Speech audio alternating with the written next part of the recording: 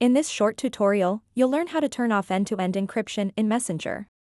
End-to-end encryption is a security feature that protects your messages from being accessed by anyone other than the intended recipient.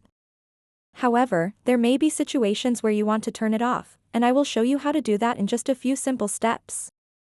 To get started, open up the Messenger app and then tap on these three lines at the top left corner of the screen. Tap on the gear icon. Once you are on the settings page, you'll see an option called Secret Conversations. Just tap on it and turn it off. However, if you don't have that feature, what you want to do is go back and find the conversation where you want to turn off end-to-end encryption, then long press on it and tap Delete. Once you've deleted the conversation, it will remove the end-to-end encryption on Messenger. So that wraps up this tutorial. If you have any questions about this whole process, please let me know in the comments section below.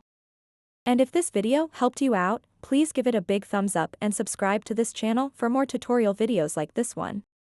Thank you so much for watching and have a good day.